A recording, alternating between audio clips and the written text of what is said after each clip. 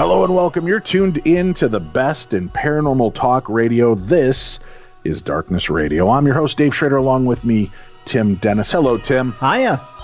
Listen, you got to give it this, right? 2020 has been a weird year. Oh boy, is it ever. Lots of strange things going on. Listen, we cover a lot of weird news on the show. Mm-hmm. Loch Ness Monster seems to be, trying to get himself in the papers a lot more. More and more people are seeing Nessie. Photographs and some really compelling video is showing up now that makes you sit back and go, is the lack of travel, the lack of tourism, the lack of people interfering in these areas causing more? We're seeing Bigfoot appearing in more and more news stories, photographic and video evidence appearing here. More strange supernatural phenomena seems to be reported.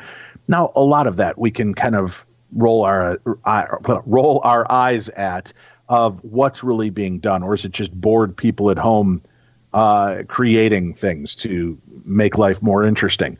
But the one fact we cannot deny, Tim, is that in 2020, there's been a lot on the way of disclosure for UFOs. A lot. A lot. As a matter of fact, I don't like to brag, Tim, but of my really crappy predictions for the year 2020, one of which was we were going to get some big news this year. And I kind of feel like we've gotten some big news this year.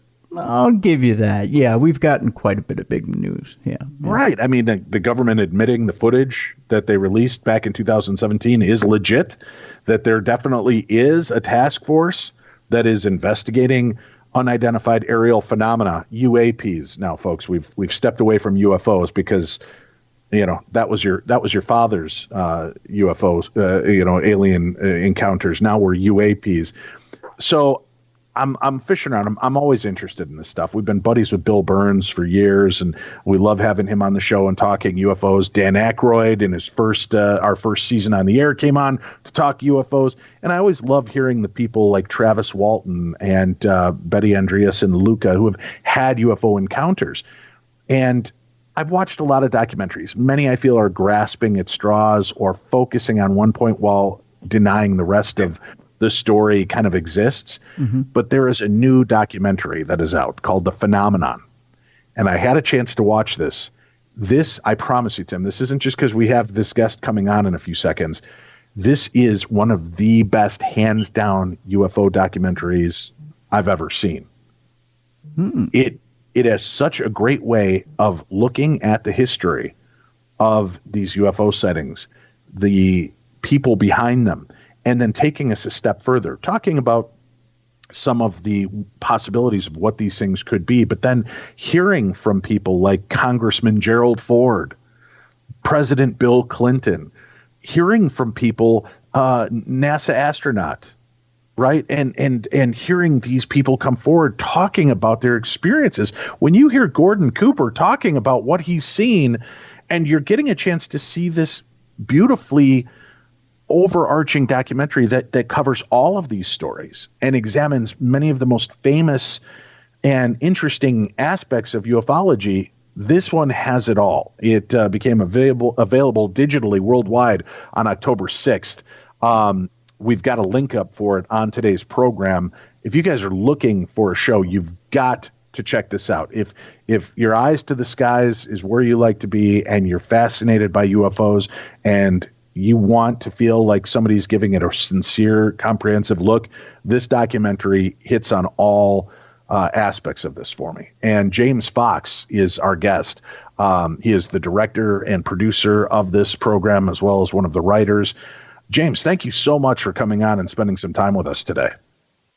Well, I appreciate that lovely intro, and I'd like to add to it, if I may. Please. I'm gonna offer the chicken parmigiana challenge. That is, if any of your listeners watch the film and don't believe UFOs are real, chicken parmigiana dinner on me. Sounds like a hell of a deal to me. It's this. You can't beat that. Come on. No. And when you watch us now, Tim, definitely the Scully of our friendship here, is much more reticent to believe in UFOs being of extraterrestrial origins. And I love chicken parmigiana. So, hey, I'm in. Right. We got a perfect combination. Right. But I can tell you, Tim, watching this documentary, I think it's going to answer a lot of really intriguing aspects for you. But it also opens up some other really great dynamics and questions. I've got to ask, James, just if I could, to start this off with what we've heard this year, the admissions of the footage being real, the admissions of a task force that is truly examining and looking into this phenomena.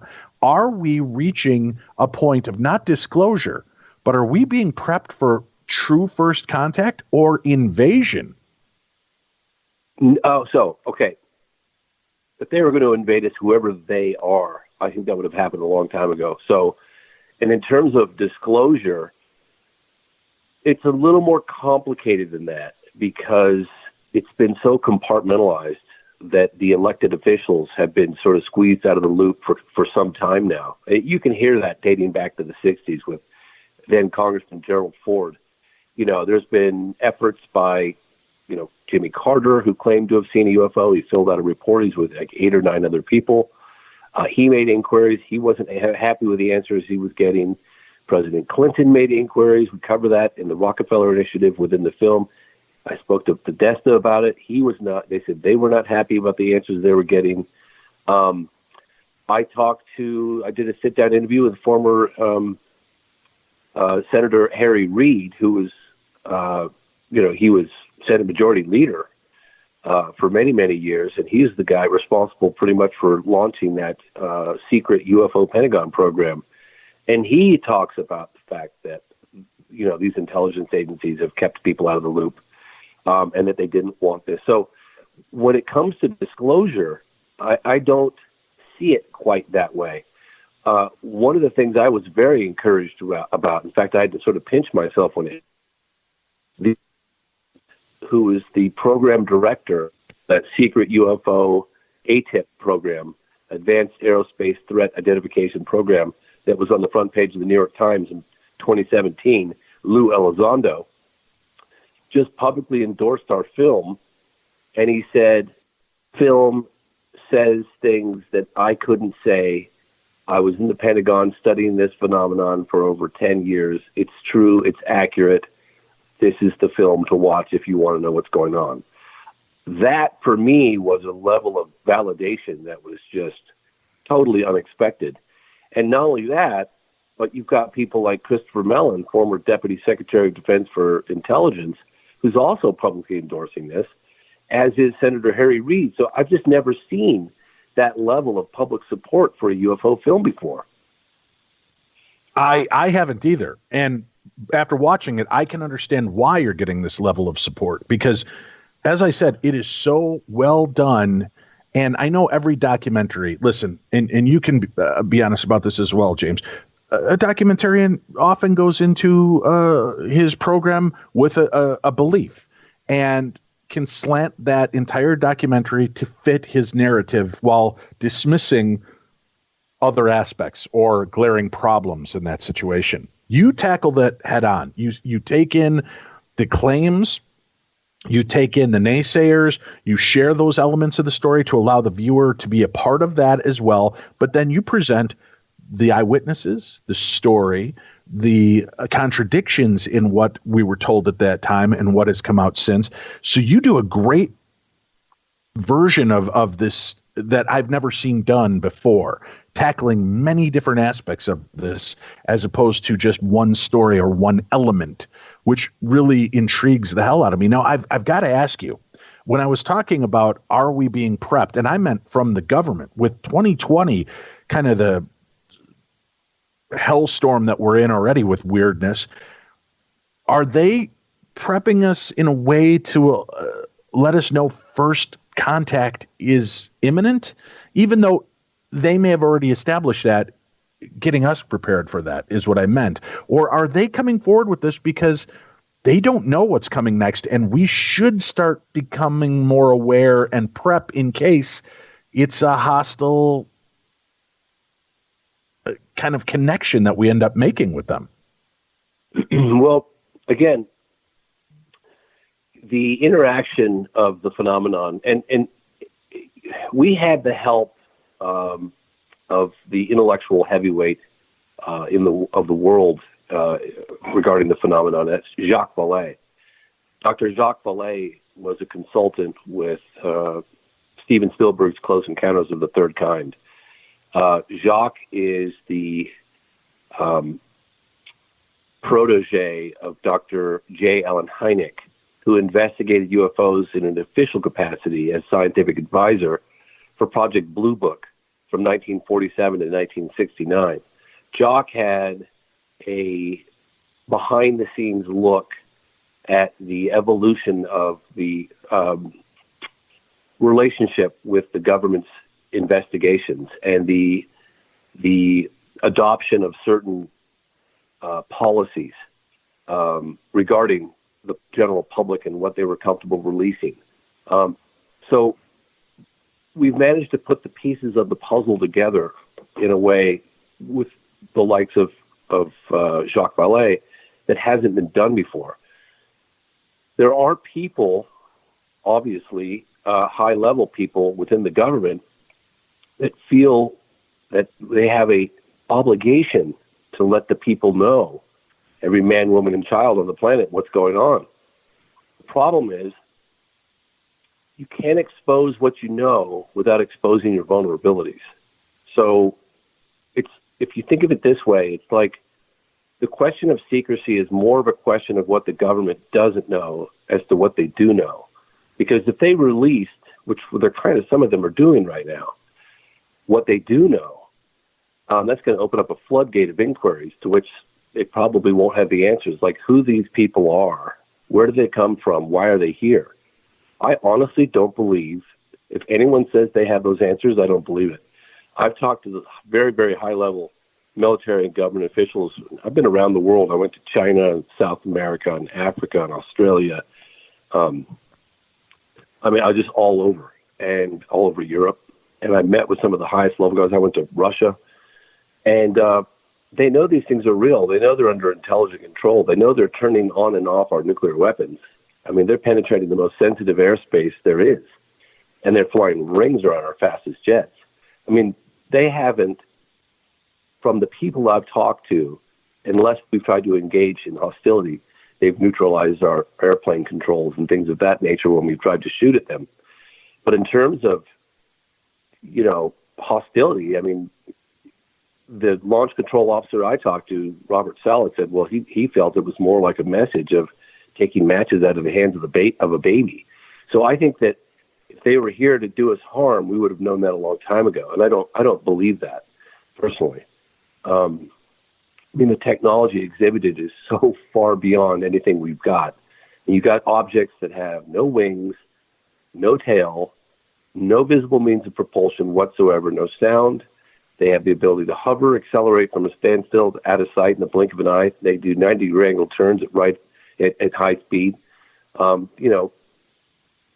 Christopher Mellon was talking about that incident off the coast of San Diego in 2004. They were coming up as high as the radar at 80,000 feet and going down to sea level in like the blink of an eye. That interaction that Dave Fravor, Commander Fravor, had, that Navy fighter pilot, with that tic-tac looking thing. I mean, we don't even have this stuff on the drawing board, but it wasn't a hostile, didn't try to shoot him out of the sky or harm him. In fact, they just played a little cat and mouse, They're just going about whatever they're going about doing. I don't know. So preparation for any kind of invasion, no, I don't believe that. I really don't believe that. I think that we've been potentially sharing a space with the phenomenon going back millennia. And I think, and again, this is speculation on my part, but it's informed speculation, that the modern day nuclear wave starting in 1945 with the detonation of the atomic bomb at Trinity site seemed to spark the modern UFO wave. But I think this is something that goes back a lot farther. We hint at it towards the end of the film. I don't know if you saw the credits. Hopefully you did, because the credits have got a lot of juicy little bits in there. Right. Yeah. Everything about it's juicy bits. Honestly, there was stuff in here I've never seen before, and other aspects. Yeah. Oh, thanks. It's so funny too, because You try not to, as the director and producer, I try not to engage in, online chit chat and stuff. I saw a couple of, seasoned UFO buffs, and they're like, there's nothing new in here. And I'm like, yeah, there is.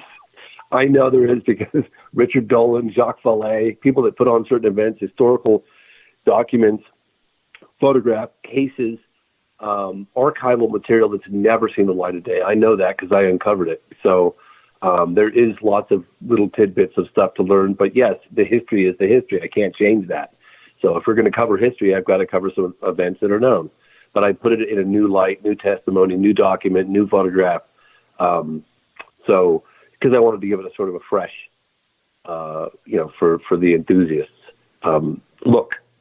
Right. And what's great is you uncovered even little oddity bits that were fascinating to me. You've got audio of Bob Hope from a special talking about UFOs, right? You've got Gordon Cooper. The audio you have of what sounds like a very pissed off Congressman, Gerald Ford. He seemed really irritated by the dismissive nature of our own government and defense about this topic. I also love, people, the question, and I've asked it, everybody's asked it, it's the tried and true. Well, if they're there, why haven't they landed on the White House front lawn? People don't necessarily know that in July of 1952, they damn near did. And they did. There are accounts, one after another. These aren't one-off Jimbo Billy Bob who was hiding his still in the woods, saw this craft fly over. You've got incredible sightings witnessed by a multitude of people from all different walks of life that saw these craft, people that, like Gordon Cooper. When you talk about somebody like Gordon Cooper, his whole life is about flight. And to tell me, and this was something that pissed me off to no end when we talked to Joe Nickel, the professional skeptic, a few years ago. You're going to tell me I've got something to say about that, but carry on. Right.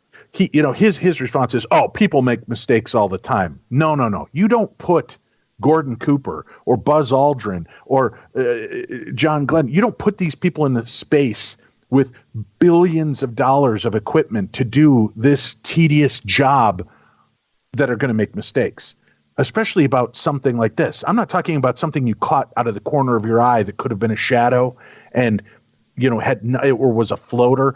They have seen things and chased things and looked at things, and there's no denying that they saw stuff.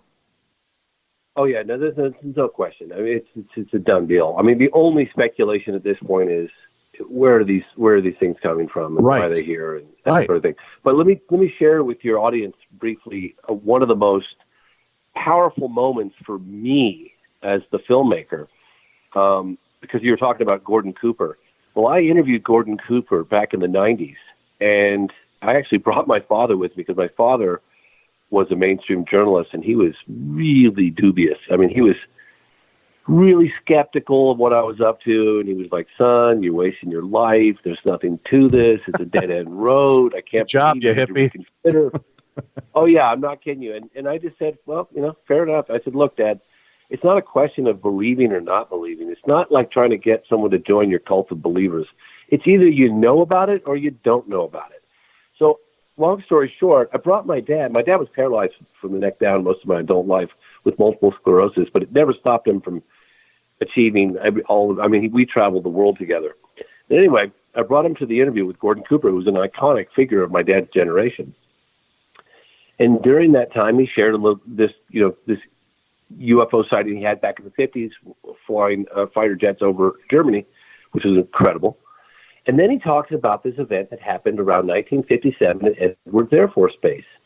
And he says that he had a camera crew documenting the installation of a new landing facility for F-86 fighter jets, broad daylight, and a disc appears out of nowhere and lands on the dry lake bed. And the camera guys turn their cameras on, they film this thing, it stays there for a beat or two. And then they're walking towards it with the cameras rolling, and then it lifts off, puts the gear in the well. It was a perfect disc, and then shot off at a high rate of speed. This is 1957. So the film footage he has developed, he holds it up, sees that it's good footage, and he contacts the higher ups. Eventually, a courier jet comes in from Washington and takes the footage. Now, the interesting thing is, I met with Senator Harry Reid, and I had heard about, we know the footage has been scattered all over the front page of the New York Times. It's been everywhere in the news of the cockpit recordings from 2015 to 2004 off the East Coast and off the West Coast. We know all that.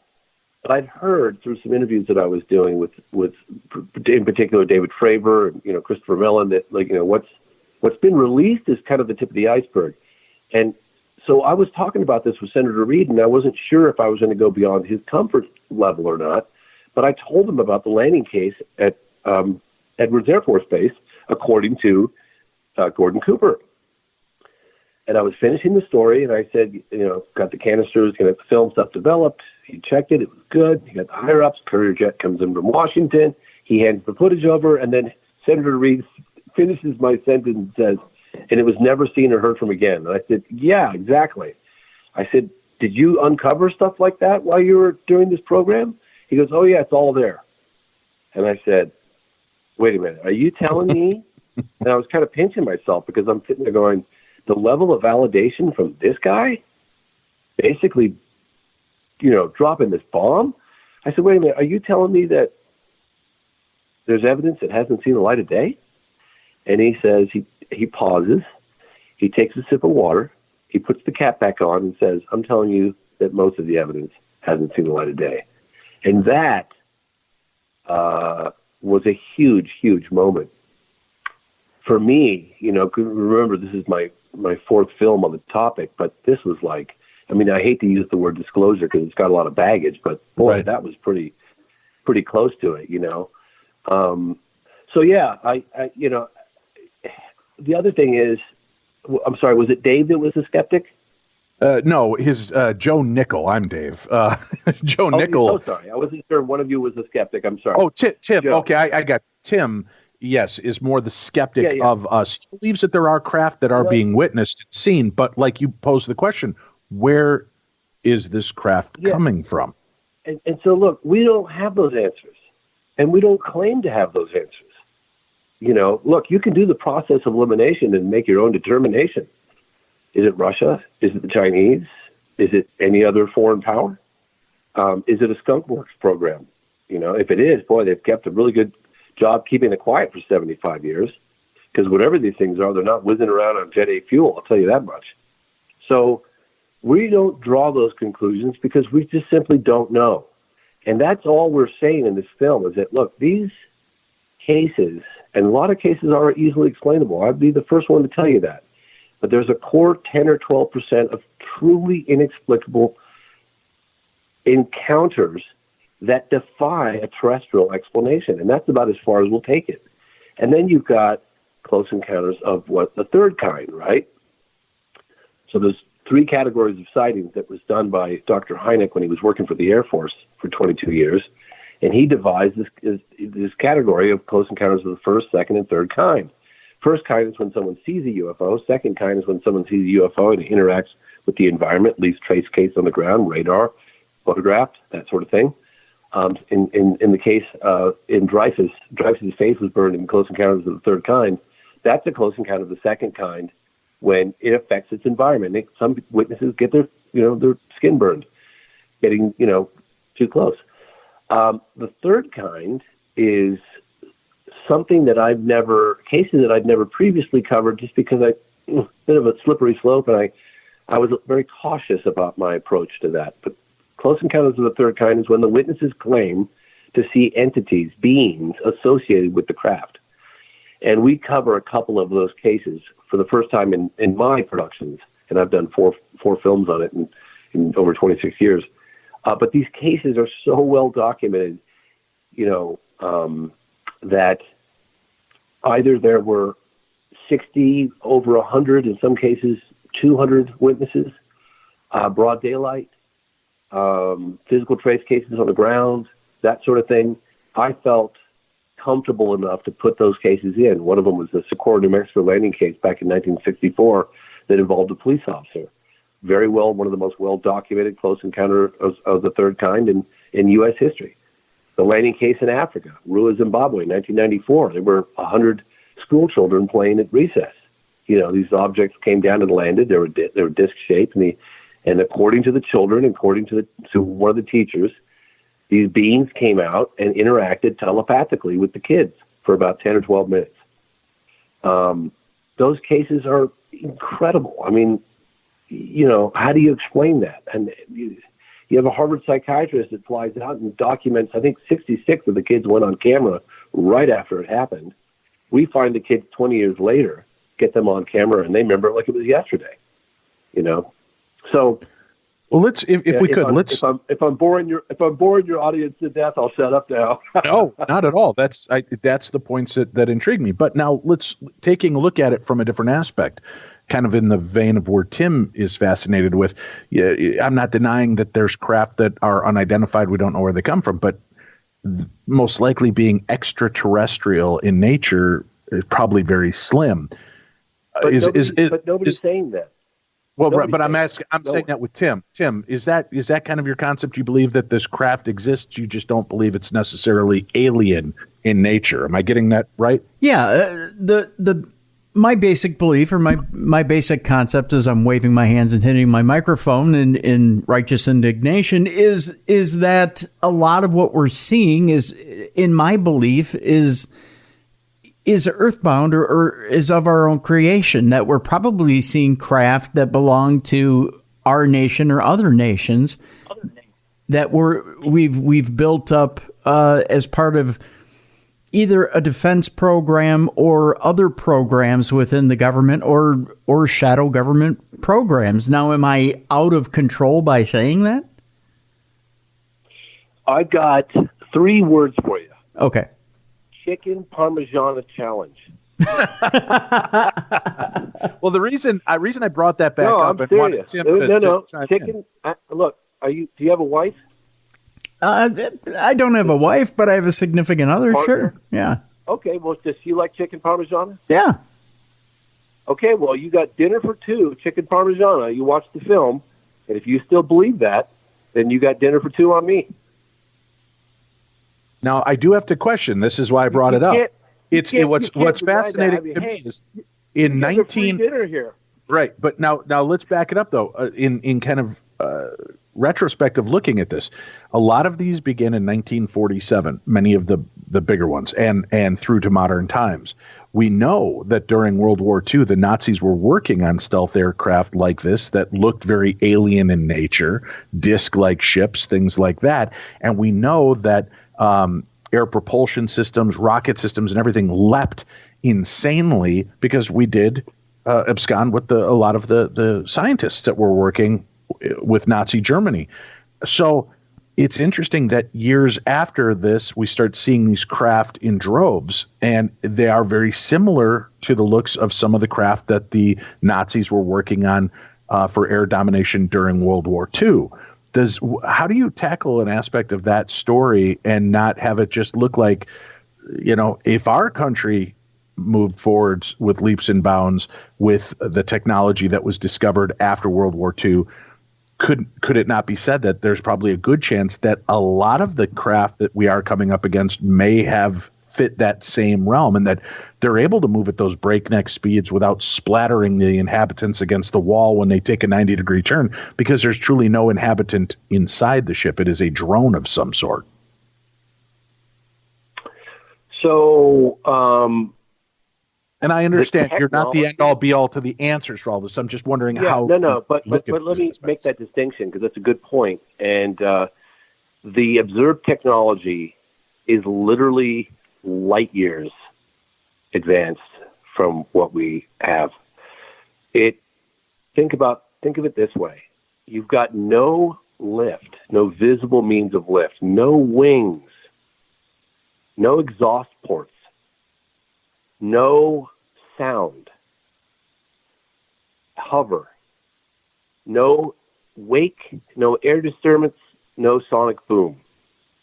You've got things that are traveling to literally out of sight in the blink of an eye from a standstill without making a sound, and then do 90-degree angle turn without slowing down. go all the way up in the atmosphere and gone, and so fast that you literally blink and you've missed it. This has been observed, documented so thoroughly since 1947. Remember, this is more of the modern UFO wave. There's nothing to compare it to. There's just no comparison. I mean, you could talk about a ship that's in the shape of a disc, fine. But what about the propulsion? What's propelling that through the air? How does it not make a wake? How does it not make a sonic boom? How does it do a 90-degree angle turn at 12,000 miles an hour, 15,000 miles an hour, and not slow down? Think about it. I mean, there's so much evidence to prove what I'm telling you guys right now. There's overwhelming evidence. I could convince any jury, any day, anywhere. The only question is, who are they? And why are they here? And what do they want? We have to take a quick break.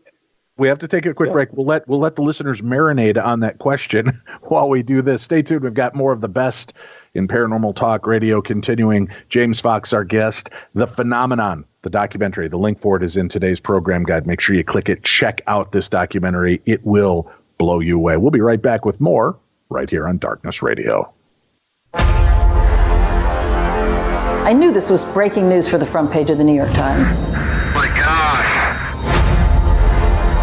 Look at that thing. We need to accept that we are not alone in the universe. The federal government, all these years, has covered up everything. It's very, very bad for our country. There have been visitation, crashed craft, material recovered. It was not anything from this earth. All I could do is keep a mouth shut. The public has a right to know. There's a tremendous resistance. I guarantee every one of them knows that this event happened. Hiding these dark secrets even from elected presidents. They came running up here in such a panic. Child can't make that up. Declassified government documents confirm ongoing UFO incursions at nuclear weapons sites. Are you saying that there's some evidence that still hasn't seen the light of day? I'm saying most of it hasn't seen the light of day. These things are real. They're here. This is happening now.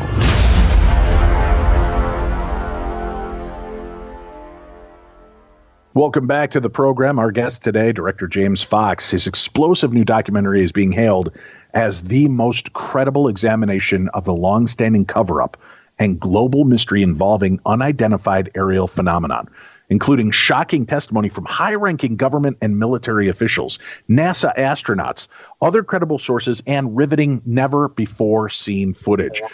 And the timely film also reveals the monumental events behind the New York Times' recent bombshell disclosure of the Pentagon's secret UFO program, and provides eye-opening evidence that mankind is not alone in this universe. James Fox, our guest. All right, James, you're right. Who are these beings, or who is piloting this? Because you have had so many people that have had close encounters of the third kind that are pretty damn compelling. And again, guys, ladies, people that have very good backgrounds in observing and detailing what they saw. It is quite compelling. Do you believe that we are being visited by aliens of a different origin, different planet? Or are they, and have they always been a part of our planet and our world? They're just in bases here that we're not familiar with. I really don't know. It's as simple as that. I just don't know. I don't know who they are. I don't know where they come from. I don't really know why they're here. Right, but you have to be leaning towards something. You have to have a kind of an idea. I can go as far as telling you that through the process of elimination, it doesn't seem to be anything here on this earth in terms of, our species. You know what I mean? But that's as far as I can go, because I just don't know. I don't have those answers. I wish I did, but I don't. But again, I'll emphasize, it's the phenomenon is technological, it's psychic, it's also it's nuts and bolts. I mean, I could say that. I mean, it leaves physical trace cases on the ground. The landing case, and your audience can look and Google it. It happened in 1964 in Socorro, New Mexico, with a police officer named Lonnie Zamora. He saw a landed craft that was in the shape of an egg, which kind of reminds me of what that object off the coast of San Diego in 2004 that fighter pilot Fravor chased around. He described it as a Tic Tac, no wings. Well, I don't know if Tic Tacs were around in 1964, but the police officer described this one as a white egg. Again, no wings, nothing, no visible means of propulsion, none of that. But he also saw beams. And when the military got there, the imprints, everything was fresh on the ground, including the footprints. It was all diagrammed. We show it in the film, and this was one of the most well-documented cases. Again, we're not just talking about craft. We're talking about reports of beings as well. So you'd have to explain those. That would have to fit into the theory of, if this is some sort of super advanced, super secret Skunkworks program back in 1964, then why would they be having, midgets fly around in these things with abnormally large heads and spindly bodies? It's just, like why? Right. What would that? So there's just more questions than there are answers. We are a warring civilization, and the idea that the one that controls the air controls the war, I firmly believe the ego and arrogance of foreign countries by now would have shown their hands if they did have that technology. That if it was man-made, that we would have shown that by now and used it in force to intimidate or terrify our enemies. And I hate to use that term. Yeah, no, I mean, you're absolutely right. I mean, why would you sit on a technology? I mean, look, we cover the Roswell incident, which has been a bit of a hot potato incident because it's been kind of beaten to death. But I'm thoroughly convinced that the initial report that the Air Force military put out, that they had recovered a flying saucer, and that later retracted. Most of the people that were involved later said that it was a cover-up. The balloon story was just a cover story, the weather balloon, and it was not of this earth. And then they described the materials that they recovered.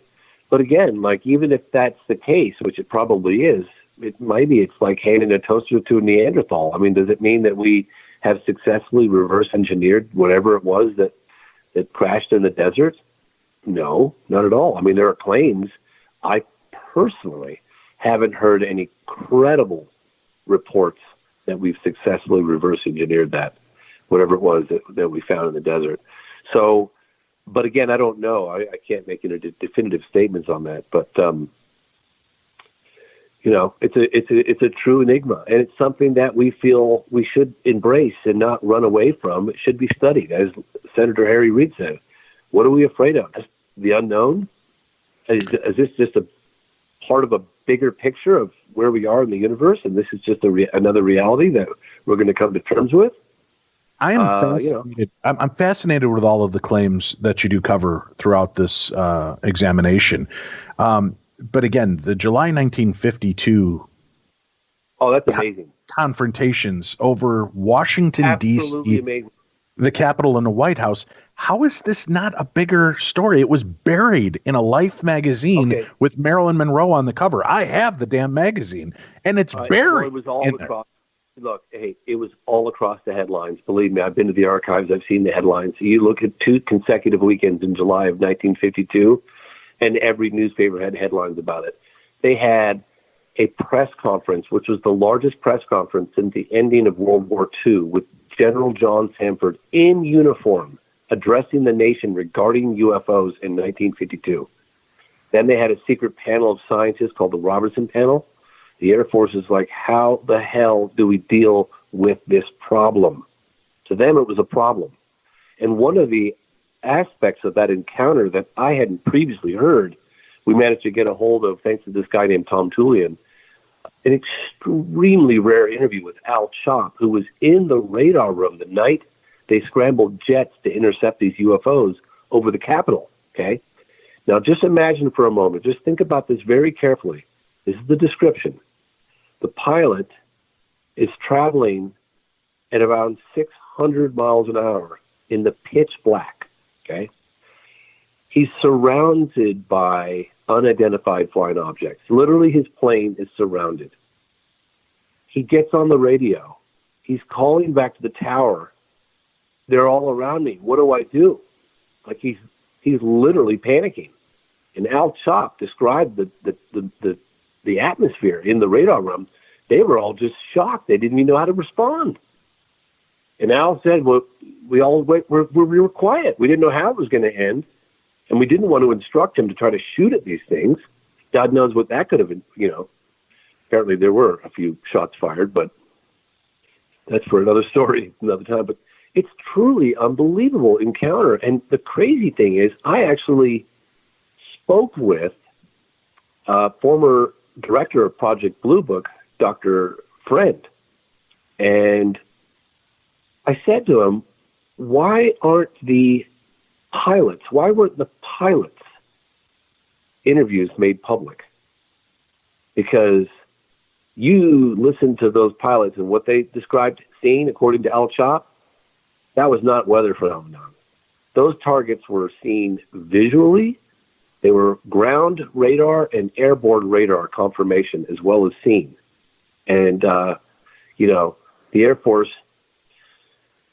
I don't know, for whatever reason, maybe they felt that they just couldn't disclose this to the public at the time. I don't know. I mean, they had a pretty serious press conference with General John Sanford in 1952 in July.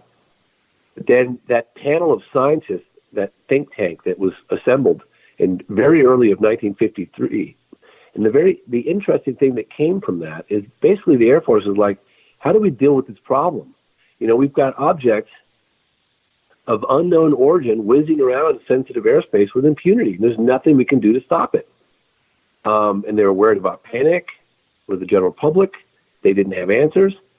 And very geniusly, this Robertson panel adopted this policy, or suggested the Air Force adopt the policy of ridicule. And so, hey, look, we can't deny these things are whizzing around, but we can adopt a policy and ridicule those who claim to have seen them. And that was the most effective campaign that ever happened. Because if you think about it, you've got pilots, trained observers, reporting unknown objects that define physics as we understand it. I mean, what's funny about that? Credible observers, credible accounts, well-documented, radar, photographic, visual. And the skeptics out there saying, hey, this is just all anecdotal evidence. I beg your pardon, you need to look at the evidence. This is not anecdotal. This is very solid. And, we're not screaming from the hilltops, ET has landed. That is not what we're saying. But we are saying there's a real phenomenon, a real physical phenomenon that's under intelligent control. Maybe we're under some sort of observation. I have no idea. But we need to take a closer look, and we need to take this seriously. With more and more people claiming to see unidentified aerial phenomena and people of high credibility, how much longer can the government hold out from making full acknowledgement? I understand they can't maybe necessarily acknowledge the past, but going forward, how long can they possibly hold out from doing that? I think we're at a tipping point. And one of the things that we, it was a great idea. One of the producers on this film, this guy named Dan Farah, he's been quarterbacking all the PR that's been happening. He's really good at it. He produced a film called Ready Player One with Steven Spielberg. We're very lucky to have him on the team. But he said, James, you should put a call to action at the end of the movie. People should be contacting their representatives and asking for further government transparency. We know that what has been released is just the tip of the iceberg. And I know this because I talked to David Fravor. I mean, look, I talked to all these guys, but what's been released is kind of tantalizing, but believe me, what hasn't been released is just like definitive proof that these things are happening. I mean, just like the best videos. I mean, I've talked to the people that were there. They've told me, yeah, I've seen it. This is what we have. And this just tipped the iceberg, and this has been released. So he's like, let's do a call to action. Look, our representatives, and this is a nonpartisan issue. I've loved the fact that everything's so divisive right now, but this is one of those topics that transcends politics and religion and borders, and people can come together and really, make something happen and work across the aisle, which has been beautiful to see. But representatives don't generally want to go out on their own on a limb without the support of their constituents. So if they hear from enough of us, it doesn't cost anything to contact your representative and say, hey, we should look into this. There should be congressional hearings. I mean, imagine with the right resources, imagine the possibilities. Imagine if we could harness this observed technology. Imagine the revelation that there's solid evidence that we're not alone, that we share this, maybe it's interdimensional, who knows? But I think it could have a very unifying effect on humanity. I mean, I really do. So I'm excited about it. I don't think it's anything to be afraid of. I really don't. I don't either. I'm excited about the possibilities and what it means for us. Like I said, there are so many little surprises throughout the entire documentary, but this being your fourth film and having deeply dove into so many of these stories, what really surprised you with this new documentary? The level of participation from the likes of former Assistant Deputy Secretary of Defense for Intelligence. I mean, a guy that had super duper high clearances, a guy that had oversight of super secret, skunk works kind of stuff, programs, a guy that really knows the military and the intelligence agencies, who's so well connected. To have him on board and have him pulling string. I mean, there's stuff that Christopher Mellon's doing right now, behind the scenes, that will come out. That's huge. There's an assessment being with Marco Rubio is trying to have an assessment of the phenomenon that could be made public, like what we do know. That's expected anytime soon. There are people that want this out and that feel that the new generation needs to know. I mean, look, the secret's only been 75 years. It sounds like a long time. I mean, it's been leaking out all over the place, but now we seem to come to a tipping point.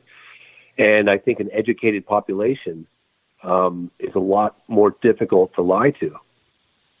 But what is an educated population? I mean, if they did come forward and just admit it, look, this is what we know, that's just going to create people wanting to know even more. And if we don't have any more answers, doesn't that cause a bit of a panic? I don't think so. I think the people can handle it. I really do. I mean, look, 55% of the people already know the government's lying. It might be even more than that. There are so many people that believe that UFOs are real. I mean, do you see people panicking? I don't. People aren't jumping out of their windows. They're ready for it. Because they already know that. It's easy to say that you believe in it and that, you're just waiting for the government to come forward. But if the government comes forward and goes, yeah, okay, listen, fact is, we do know these exist. They are there, but we don't know who they are, why they're here, or what they're doing. Having that concrete evidence, and I'm not trying to take away from people. People are resilient. Yeah. But do you think there's going to be a contingent that are going to go nuts because, holy shit, what does this mean? Who are we, and how do we protect ourselves?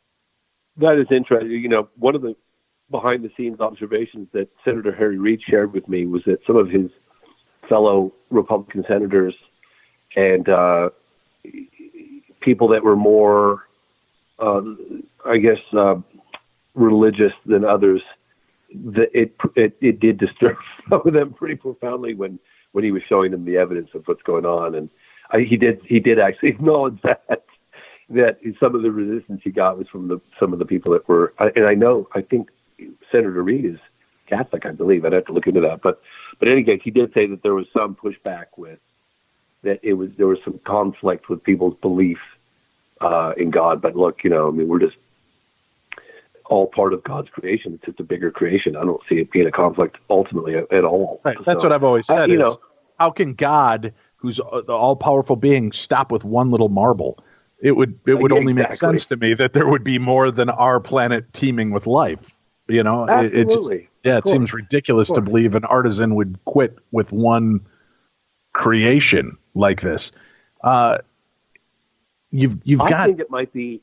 Sorry, go ahead. Go ahead. Finish up your statement on that. Oh, I was just going to say, and this is just this is speculation. I can't emphasize that enough to your audience. I don't have the answers. I wish I did, but the one theory that I'm leaning towards is interdimensional. Mm-hmm. So there could be a parallel universe, or there could be multiverses. I mean, who knows? And that are. Again, I can't emphasize it. This is speculation. I'm not stating this as fact at all. But, the detonation of the atomic bomb, because when we were doing the film, I was working with this. I've worked with a number of editors. I'm an editor myself. There was a guy named Lance Mungia, and he really came up with a good idea. We were doing cases in Texas and New Mexico, and he goes, James, we should get out a map and put pins in the map. And I don't know, let's just take a look at where these sightings are occurring. This is in the 40s and 50s and 60s.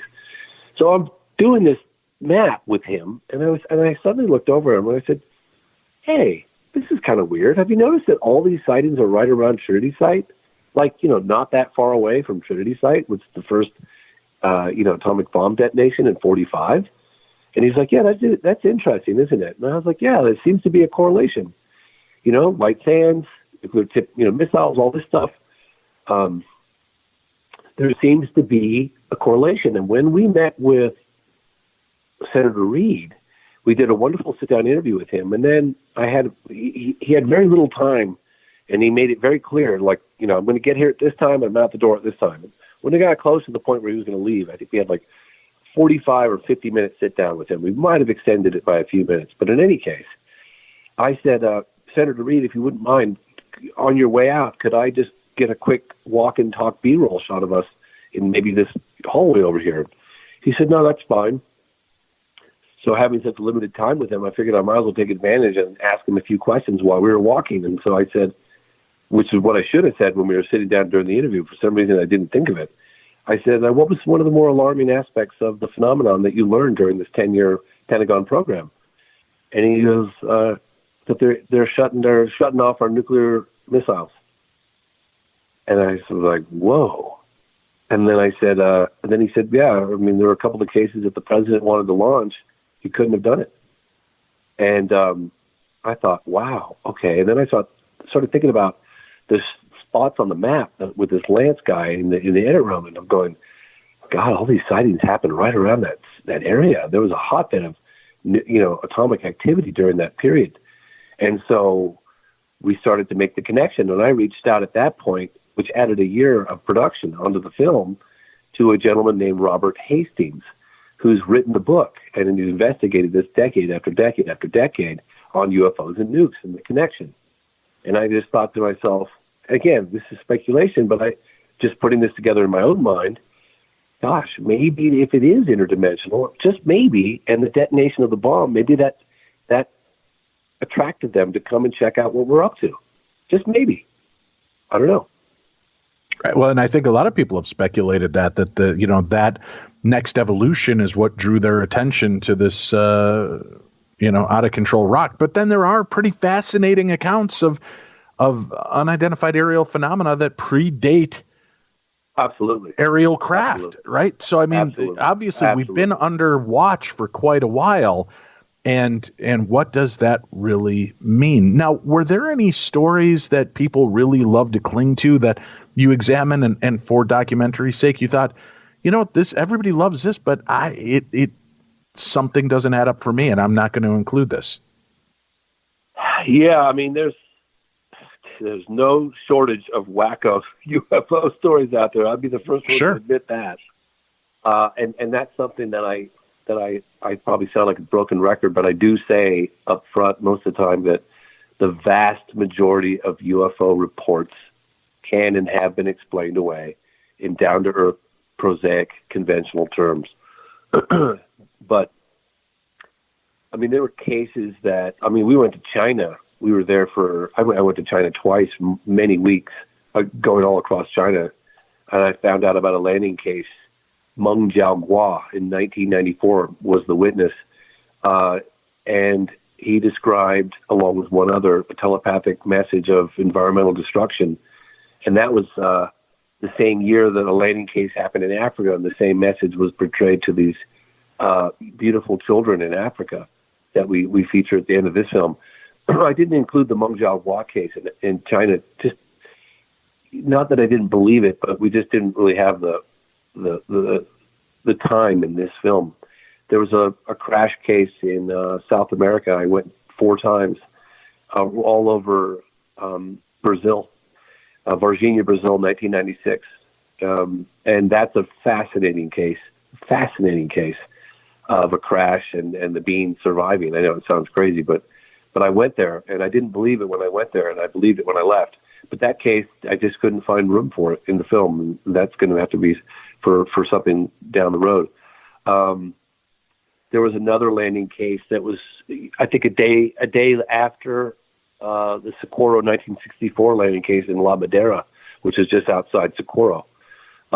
Didn't include that part just because I didn't find it as credible. It was credible, but it just wasn't, and I didn't include it. But I did look into it and research it, but I decided not to. But there are lots of other. There was a really credible report that from a very credible source that we actually successfully shot at one of the objects over the Capitol building, and then a little piece of the metal struck the craft, and we recovered a little piece of metal.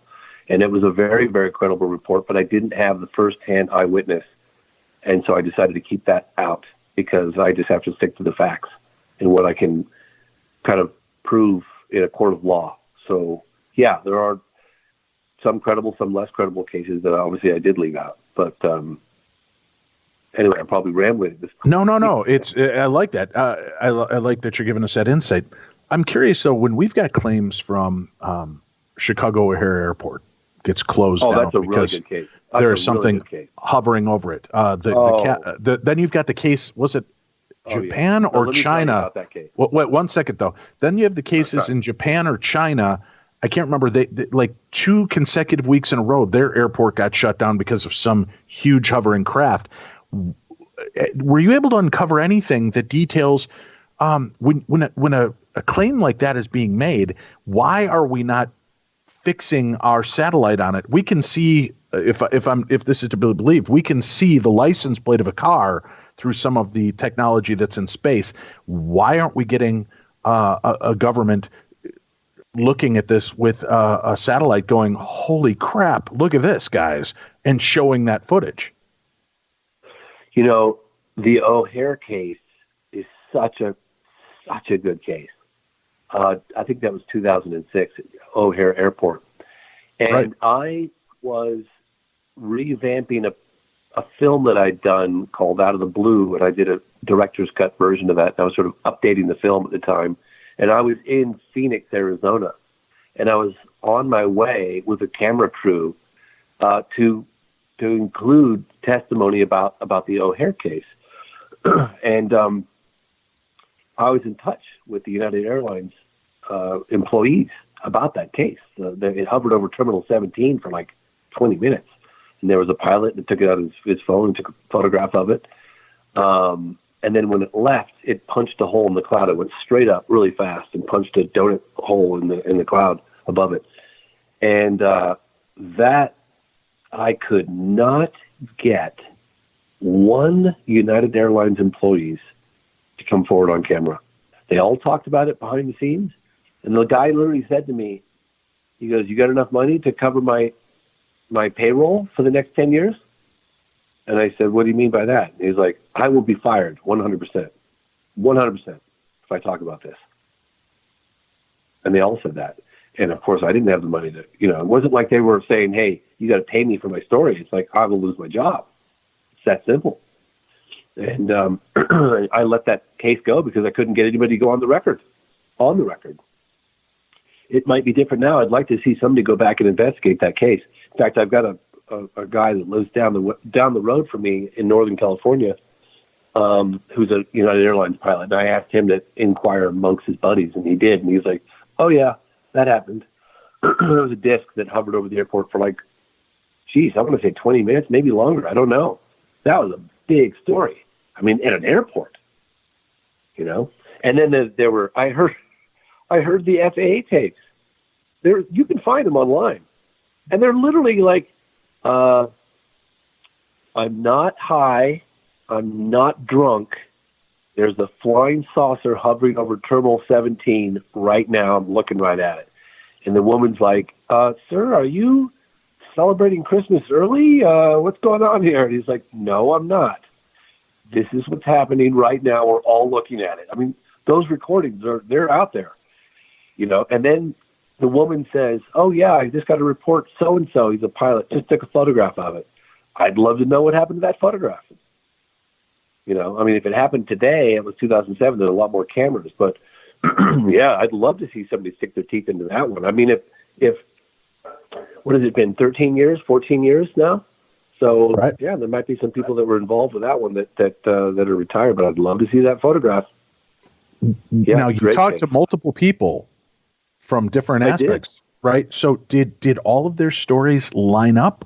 Because if they're all kind of told to be quiet, or were there different aspects of, like elephant parts? Some people were in the plane, some people were on the ground, some people were in the terminal. They were all looking at it. I mean, it just stood there hovering in one spot for minutes. I mean, like it was sitting there. And then when it left straight up, super duper high speed, and punched a hole in the cloud, and left a donut hole in the cloud when it left. That's all the witnesses. And they were all United Airlines people that were on duty witnessing this thing. It's a very, very good case. But again, now looking at things the way they are today, when a claim is made and quickly starts to circulate, with and again, I can't remember if it was Japan or China that had it happen twice within a very short span of time. Why do you think somebody like, Canada or somebody, that has been very open with their beliefs hasn't trained a satellite on it to get a photograph or prove that this thing exists? I don't know, but I mean, these things would have to be hovering to get an image of them, because when they're moving, they are moving. So I don't know how you get a satellite on an object that's moving 16, 20, 30, God knows how fast these things are moving. I mean, people literally say, like they described, that was kind of fun. I don't know if you noticed. Did you watch the film all the way to the end with the credits? Yes. So my writing partner, this guy, who's also a co-producer, this guy named Mark Barish, he was like, James, it's so fun to listen to all the eyewitness testimony trying to describe the speed at which these things fly. He goes, we should create a little compilation at the end of the film and just have all these very poignant, short, statements back to back, of people trying to describe the acceleration. And literally, people say light speed or blink of an eye or, just here, now, gone. I mean, it's really quite funny. I don't know if you remember that part of the end of the film. In fact, I think it's the last thing that we show. It's great just hearing that people's description. So I don't know how, if it's moving, how you get a picture of it with a satellite. I don't know. But the one I'm referring to was reported on many different cycles, and it was in July of 2010. UFO spotted over Chinese airport. A UFO in China's skies forces Zhejiang airport to cease operations for an hour. So this wasn't something that whisked by. This was hovering for an hour, and they were talking about it in live time. I'm surprised nobody's leaked anything of that out there. And when I got back from China, because I went there just a couple of years ago, I literally said to myself, why is it that I didn't look into that case while I was there? I looked into all these other cases, but I was literally just whisked across China. We went to Dalian, which is the second largest seaport in China. I went to, I was in Beijing, I was in Chongqing, I was in Lulian, all across. I didn't make it all the way to the north where this one landing case had happened, but yeah, I mean, I was even escorted by a military general in uniform. I think one or two photographs of me with him leaked out, but generally speaking, he didn't want to go like on camera with me, but some little behind the scenes stuff kind of leaked out. And, but yeah, I should have looked into that while I was there, and I didn't. So my bad on that one. Well, that's all right. I'll let you do other documentaries. You can go forward, James. Well, no, it's curious. And I think it's funny, some of the explanations, like in Roswell, you can see on Jesse Marcel's face when he's holding up the balsa wood sticks and the aluminum foil, you see that look of, are you effing kidding me? This is what I have to tell people I saw. I know. And you could see it on his face. You could see it in the interviews afterwards when he's talking about it, that, that's not what they saw and that they were shut down. The China explanation is that it was an oddly shaped cloud. You mean to tell me that radar, that the towers couldn't discern a cloud from a craft, and they shut down an airport for over an hour because a cloud was hanging over them? That makes no sense. Planes take in and out during storms all the time. Yeah, you remember what I said earlier when I said it's difficult to dupe an educated population, and what I meant by that was, when you watch the phenomenon, it's really an educational tool as to the history of this and the relationship and the policy that has been adopted by the Air Force of dismissal. And they've used misidentified aircraft and weather balloons and swamp gas, and sometimes the explanations are absurd. You talked earlier about Congressman Ford, who later became President Ford. How angry he was. Well, that was his area. He was in Michigan. He was a congressman in Michigan, and there were a lot of people that saw that object, that disc, including police officers, and it landed. There were 40 people watching the thing land. Right. And that was just 2 years after the Socorro case. It was not a close encounter of the third kind, but it was a close encounter of the second kind. This thing landed. And when the Air Force came forward and gave that explanation of maybe swamp gas, people were pissed. How dare you insult my intelligence? I know what I saw. And so was Congressman Ford. He was like, you guys are making a joke of this. You literally, it was a college, there were professors, there were students, there were police officers, and you're going to tell me we saw swamp gas? We live here. We know what swamp gas looks like. He was pissed. And then we had congressional hearings as a result of that. Most people don't know that. We actually had congressional hearings on UFOs. Wow. And then we had a scientific panel, the Condon Committee. Mm-hmm. It was an outside group of independent scientists that were going to evaluate the evidence. And the Air Force, the last thing the Air Force wanted. But it happened. So anyway, there's just so much to it. And I really, the phenomenon, the film is a great educational tool. If people, people say, and I get it, I totally get it. UFOs are just not really interested. I don't really care. And that's fine. But I say, well, if there's tangible evidence being withheld from you, from your child, from your parents, from your neighbors, that we're not alone, isn't that something you'd like to know? Yeah, it really is. I don't think it's right. Right. I really don't. I had a listener who writes in often with strange, and I hate to use the term conspiracy theories because then it sounds like I'm dismissing it as complete nutcase scenario. But he wrote in, he always challenges my thoughts and my paradigm on the different things. And his question to me was, do you think coronavirus was released on purpose? Because much like the story of War of the Worlds and things like that, maybe this bacteria, maybe this germ was released in conjunction with the release of information of UFOs, so that we're putting this out there to wipe out an alien species that might be trying to work in our field. And at first you want to laugh at that. And then you sit back and you go, it is really weird that this is the time when everybody's coming forward with UFO stuff. And it does seem like we're closer now than ever from just having the government basically admit to it. And then you've got this weird worldwide pandemic that comes forward. And I don't like to jump on every conspiracy theory, but it was definitely a head scratcher for me. It was one of those, that is a weird aspect.